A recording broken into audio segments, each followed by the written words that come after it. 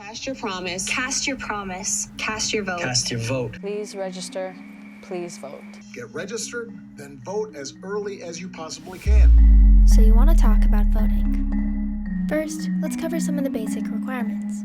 You must be a U.S. citizen, either by birth or naturalization. You must meet your state's residency requirements, and you must be 18 years old by Election Day. If you meet these standards, you are eligible to vote. You can vote in person at a polling place, or you can have your ballot delivered in the mail. This election will have a snowball effect, and it's up to U.S. citizens to decide the trajectory of the next 4 years. And while the presidential election is imperative, we can't forget about the importance of the other factors on the ballot, such as House of Representatives candidates, California State Senate and Assembly candidates, propositions, and school board members.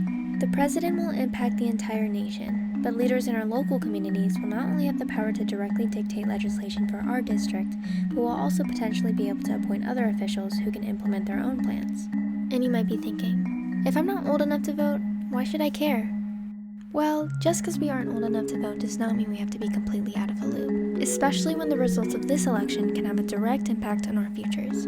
For example, certain reproductive rights may be up for debate, especially following the death of Ruth Bader Ginsburg, which will likely leave us with a 6-3 ratio conservative majority in the Supreme Court if Judge Amy Coney Barrett is confirmed within the next few days.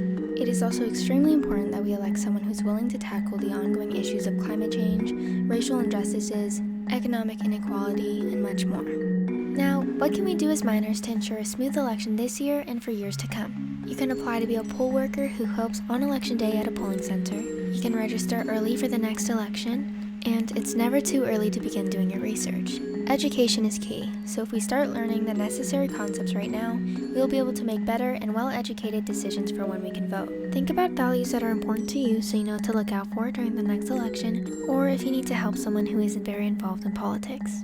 Historically, young people have not had a great reputation when it comes to voter turnout, which is why it is so important that we make a change this year. No matter how big or how small, we all have some form of influence over our peers. Let's start using this influence to educate others about the importance of voting and how, if we want change, we must work for it.